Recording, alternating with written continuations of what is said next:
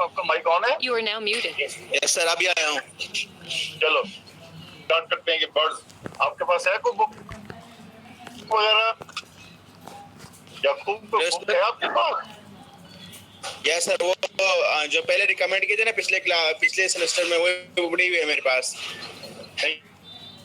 ये जो आप स्क्रीन पे आपको नजर आ रहे हैं? यस सर, ये आ रहे हैं नजर। चले इसको जरा इलाज करके देख लेंगे। बिस्मिल्लाहिर्रहमानिर्रहीम। बर्ड्स देखिए, लिखा है फेदर, फ्लाइट एंड एंडोथर्मी।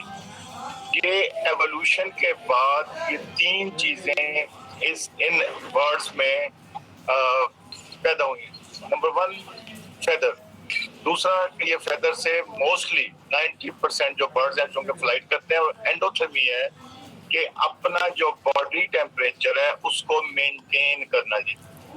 इसके अलावा बर्ड्स को ये भी कहा जाता है कि ये रेप्टाइल्स का एक दूसरा नाम है, reptiles by an other name, ये भी इसको कहा जाता है। क्यों कहा जाता है जी? थोड़ी सी इसकी हिस्ट्री आप देख लें, ये कंसेप्ट में ना इसकी हिस्ट्री लिखी हुई है कि ये बर्ड जो हैं ये आर्कोसार लीनिएज में पाए जाते हैं जी। आर्कोसार ये वो लीनिएज है जिसमें क्रोकोडाइल्स और डायनासोर्स भी पाए जाते थे। अब ये जो आजकल की जो थ्योरी चल रही है वो ये कहती हैं कि किसी जमाने में आर्कोसार जो डायनासोर्स थे, इनके भी हल्के फुल्के इनके जिस्म में पर मौजूद थे, फेदर मौजूद थे। किनमें जी? डायनासोर्स में जी। ये एक हाइपोथेसिस है कि बर्ड्स जो हैं ये डायनासोर से वजूद में आए हैं। बहुत सी आपको ना ये थ्योरीज मिलेंगी। उस थ्योरी में एक ये भी है कि एक ही लीनियज से इनका ताल्लुक है। जिस वक्त डायनासोर थे उसी वक्त बर्ड्स भी वजूद में आना शुरू हो गए थे। डायनासोर में कुछ ऐसे थे कि जिनके जिस्म पर थे, तो ये जो पर हैं ये आहिस्ता आहिस्ता डेवलप होते गए और मौजूदा जो बर्ड्स हैं ये उस फॉर्म में आ गए। फिर आगे जाके भी ये पढ़ेंगे आर्कियोप्टेरिक्स का बार जिक्र होगा जी, आर्कियोप्टेरिक्स। फिर उसके बाद एक एनिमल हो साइनोमिस का जिक्र होगा, फिर होगा एओलियोलिस का जी। ये वो फॉसिल्स हैं, ये तीनों फॉसिल्स का नाम है जी। ये वो फॉसिल्स हैं बर्ड्स के जिनके जिस्म के ऊपर पर नजर आए थे जी। काफी पुराने ये ले आएंगे, डिटेल में आगे जाके आएगा जी। ये तो कंसेप्ट है ना जी। फिर उसके बाद इंटेगुमेंट्री कहते हैं जिल्द को जी, स्किन को। फिर उसके बाद स्केलेटल, हड्डियां। और कौन सी हड्डियां? कि जो बर्ड्स को उड़ने में, फ्लाई करने में आसानी इजीली जो प्रोवाइड करते हैं। तो उसके बाद मस्कुलर, तो उसके बाद गैस एक्सचेंज। ये सारे वो सिस्टम है एंडोथर्मी के साथ जो फ्लाइट बर्ड होते हैं, जो फ्लाई करते हैं, उनमें ये चीजें वजूद में आई हैं। फिर उसके बाद ब्रेन के बारे में कहा जाता है कि बर्ड्स का ब्रेन जो है वो बहुत ज्यादा एक्टिवली काम करता है। क्यों काम करता है? इसलिए कि वो बहुत सी उसको सेंसरी इंफॉर्मेशंस की जरूरत होती है, फ्लाइट के वक्त भी, फ्लाइंग के दौरान भी, फ्लाइंग से पहले भी, फ्लाइंग के बाद भी। इसलिए उनका दिमाग बड़ा होता है, ठीक है जी, और वो एक्टिव ब्रेन में शुमार होता है जी, जबकि रेप्टाइल्स का ब्रेन एक्टिव में शुमार नहीं होता था जी। फिर बर्ड्स में मीटिंग का जो बिहेवियर है, ठीक है जी, वो भी बड़ा इंटरेस्टिंग भी है और कम्प्लेक्स भी है। इसमें जिसमें कम्प्लेक्स हो उसमें सर्वाइवल के चांसेस बहुत ज्यादा होते हैं। यानी बर्ड्स में जो बच्चे हैं उनका सर्वाइवल रेट बहुत ज्यादा होता है एज कम्पेयर टू रेप्टाइल्स और एम्फीबियंस। फिर आप अक्सर सुनते हैं कि बर्ड्स की माइग्रेशन। अब जब बर्ड्स माइग्रेट करते हैं, एक जगह से दूसरी जगह जाते हैं, जब आप अननोन जगह पे जाते हो तो आजकल आपको सहूलत है नेविगेशन की जी। बर्ड्स के पास कोई नेविगेशन का सिस्टम ऐसा सच मौजूद नहीं है, लेकिन उनका जो दिमाग है वो मुख्तलिफ जो हॉट स्पॉट्स होते हैं उसको रिमेम्बर रखता है, याद रखता है, और उसकी मदद से वो हजारों किलोमीटर की जो फ्लाइट है, माइग्रेटरी फ्लाइट है, वो करता है। फिर उसके बाद इसमें फीडिंग, रिप्रोडक्शन, सर्वाइवल और टू एडल्ट्स, ये सारे के सारे सिस्टम उसमें अच्छे खासे मौजूद है। ये कंसेप्ट है। अब हम देखते हैं एवोल्यूशनरी पर्सपेक्टिव में हजारों साल पीछे इसकी क्या हिस्ट्री है। सबसे पहले फाइलोजेनेटिक रिलेशनशिप, ये जो है ये क्या कहती है? आजकल जितने भी बर्ड्स हैं इन सबको क्लास एवीज, एवीज में रखा गया है जी। एवीज कहते हैं बर्ड्स को जी।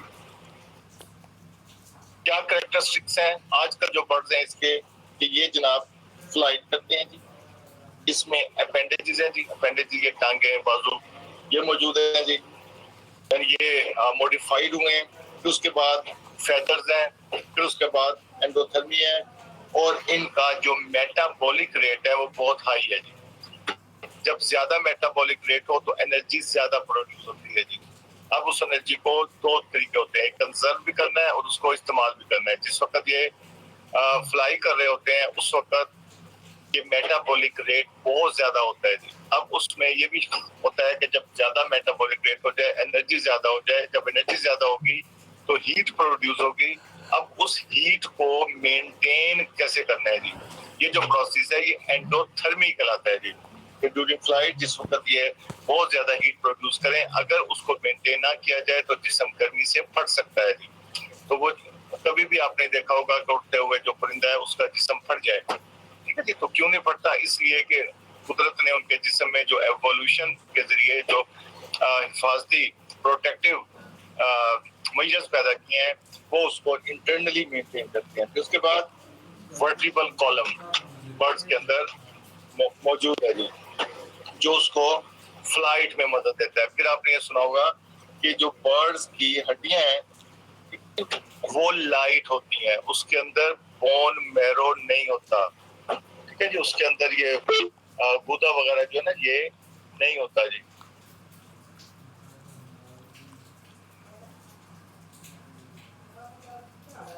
इन एडिशन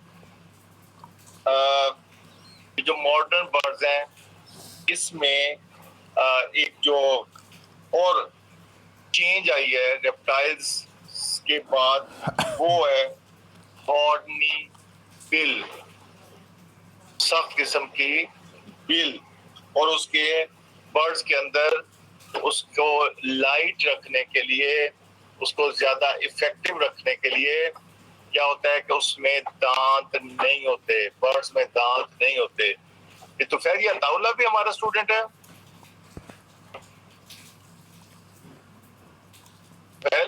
यकूब,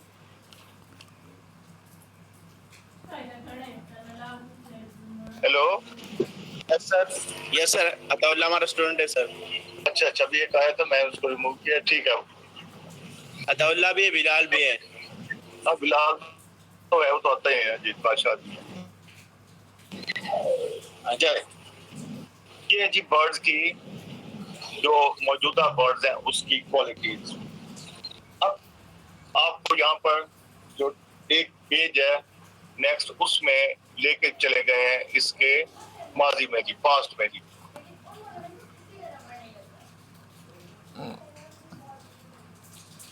क्या है जी पास्ट में जी? जहाँ पर बर्ड्स और रेप्टाइल्स की कुछ सिमिलरिटीज पहले बताएंगे कि बर्ड्स और रेप्टाइल्स में सिमिलरिटी क्या क्या पाई जाती हैं।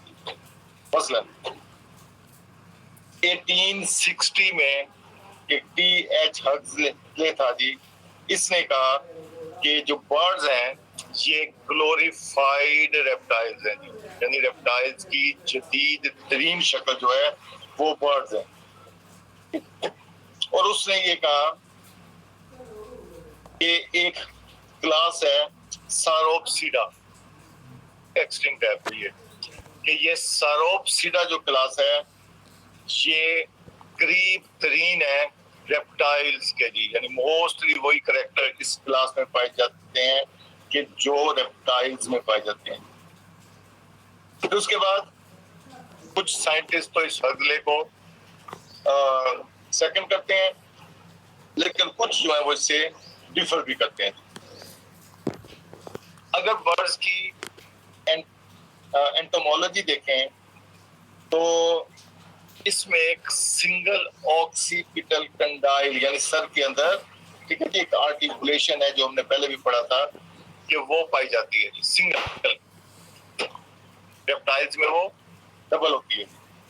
तो उसके बाद इस सिंगल ईयर ऑसिकल, तो उसके बाद लोअर जा स्ट्रक्चर, तो उसके बाद उसका जो स्केलेटन है, ये सारे के सारे एवॉल्व हुए हैं। महसूस होता है कि ये कुछ चीजें जो है वो डिफॉर्म हो गई हैं, कुछ जो है वो बेहतर हो गई हैं जो रेप्टाइल्स में पाई जाती थी, लेकिन अब बर्ड्स में बेहतर हो गई हैं उनको फ्लाई करवाने के लिए, ठीक है जी। फिजियोलॉजिकल कैरेक्टरिस्टिक्स जो हैं उसमें रेड ब्लड सेल्स न्यूक्लिएटेड है, रेड ब्लड सेल्स में न्यूक्लियस पाया जाता है जी। और लिवर और किडनी जो है ये भी फंक्शनल है, ठीक है। अब कुछ ऐसे बर्ड्स हैं कि जिनका जो खुदाई किस्म के बर्ड्स हैं उनका जो करैक्टर है, बिहेवियर है, वो अभी तक मिलता जुलता है रेप्टाइल से जी, लेकिन मोस्टली वो स्पीशीज हैं कि जो एक्सटिंक्ट हो गई हैं जी, वो मजीद एडवांटेज उन्हें हासिल नहीं हुआ, वो खत्म हो गई। अब जो रिसेंट डिस्कवरीज हैं वो ये कहती हैं कि बर्ड्स जो है ये 130 मिलियन ईयर्स एगो, इनकी 130 मिलियन साल पहले इनकी जो है ना जी एवोल्यूशन इनका स्टार्ट हुआ जी। ये कहाँ से स्टार्ट हुआ? ये नॉर्दर्न चाइना में थीरोपोड एक लीनियज थी, ये कहते हैं जी कि उससे इसका आगाज हुआ। सबसे पहला जो फॉसिल मिला वो 130 मिलियन ईयर्स एगो चाइना से मिला। अब ये जो 130 मिलियन साल पहले जो फॉसिल मिला है वो मुकम्मल उसकी शक्ल सूरत या उसके जो करैक्टर हैं वो बर्ड से तो नहीं मिलते थे जी, 100% तो बर्ड्स की तरह का नहीं था। लेकिन उसके बाद जब एक सीरीज फॉसिल्स के मिलना शुरू हो गए हुई थी रॉक वाले, तो उसमें आहिस्ता आहिस्ता यानी 130 साल के बाद 100 साल के जो अकॉर्डिंग टू दी साइंटिस्ट, तो उसमें क्या हो गया कि वो उनके जो करेक्टर्स हैं जो एवोल्यूशन के दौरान जो चिरॉक में नहीं पाए जाते थे, आस्ता आस्ता आस्ता बर्ड्स के करेक्टर जो है उसमें नजर आना शुरू हो गए। तो ये सारे के सारे कहाँ जाके मिलते हैं? कि ये मिलते हैं जी डायनासोर के साथ, यानी जितने भी साइंटिस्ट हैं इन सब बर्ड्स की एवोल्यूशन जो हुई है इसका जो कनेक्शन है वो जोड़ देते हैं जाके डायनासोर्स के साथ। अच्छा, तो अब ये जो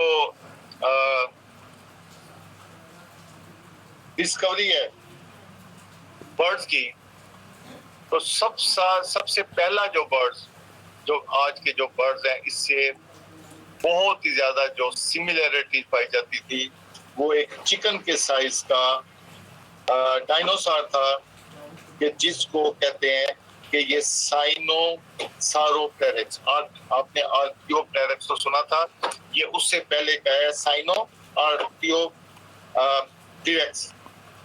ये क्या जी?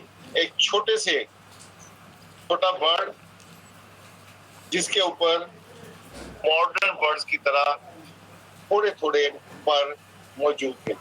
ये पहला जो है फॉसिल है। उसके बाद दूसरा फॉसिल पॉडीट्रेक्स। ये जो हमारी बतख है ना जी, इससे मिलता जुलता एक और बर्ड होता है जिसको टर्की कहते हैं जी। ठीक, हमारे यहाँ तो नहीं पाया जाता, अमेरिका में और ये यूरोप में बहुत शौक से इसको खाया जाता है जी। तो दूसरा जो बर्ड्स है फॉसिल वो टर्की साइज का था। उसमें फेदर्स भी थे, उसमें अपेंडेजेस भी थे, लेकिन वो उड़ नहीं सकता था, यानी उसमें फ्लाइट करने की सलाहियत साइंसदानों ने कहा कि मौजूद नहीं है। अलबत्ता टेल उसमें मौजूद थी। अब ये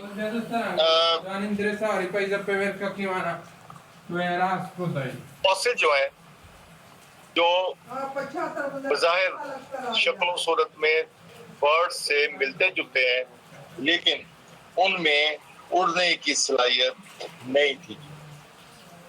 फिर उसके बाद हिस्ट्री ये कहती है कि आहिस्ता आहिस्ता इनमें आप ज्यादा तादाद में, ज्यादा मिक़दार में और मुख्तलिफ टाइप्स के जो पर हैं वो एवॉल्व होना शुरू हो गए। अब ये पर जो है, इसका एडवांटेज क्या होता है कि बर्ड्स को इंसुलेशन प्रोवाइड करते हैं। सर्दी के मौसम में ये जो बर्ड्स हैं ये उसको गर्म रखते हैं जी। अभी भी बाज़ अब ऐसे ममालिक भी हैं कि जो एडवांस किस्म के, अमेरिका में भी ये जो परिंदों के परों की लिहाफ, ये रजाइयाँ जो होती है ना जी, ये बनानी शुरू कर दी हैं, इसलिए कि ये काफी ज्यादा गर्मी होती है। जो बहुत ज्यादा ठंडे इलाके हैं वहां पर ये परिंदों के परों को डाल के ना जी रजाई बनाना शुरू कर देते हैं जी। फिर उसके बाद टेम्परेचर रेगुलेशन है जी। फिर उसमें कोर्टशिप डिवाइसेस। फिर इसमें एक और चीज होता है कैमोफ्लेज का बिहेवियर। क्या आप कभी जाए जंगल में तो आपको बर्ड्स नजर नहीं आते जी, कहीं मैदान में जाएं बर्ड्स नजर नहीं आएगा, लेकिन अचानक करीब से 10-15 बर्ड्स इकट्ठे उड़ेंगे जी। वो क्या है जी कि कैमोफ्लेज का बिहेवियर है जी, कि उस इलाके में पाए जाते हैं जो उनके जिस्म का कलर होता है उसी इलाके में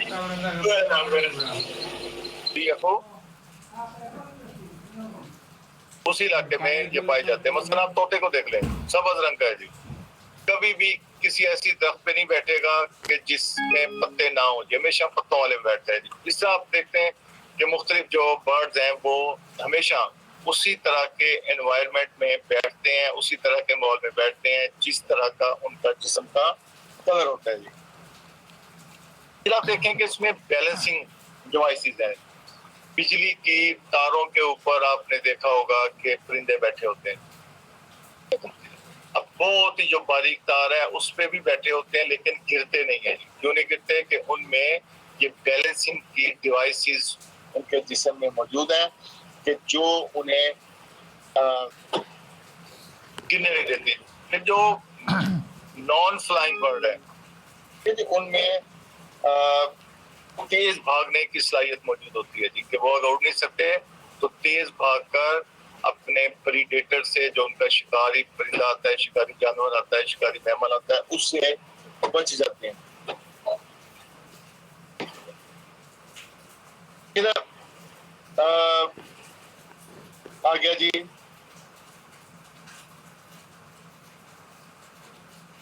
फेदर्स का। यहाँ कहा जाता है flight was apparently a secondary function of feather, यानी फेदर जो है वो मेन फंक्शन नहीं है उनका उड़ने का जी, उसके कैरेक्टर्स हैं जी। वो फ्लाइंग के अलावा भी बर्ड्स के लिए बहुत ज्यादा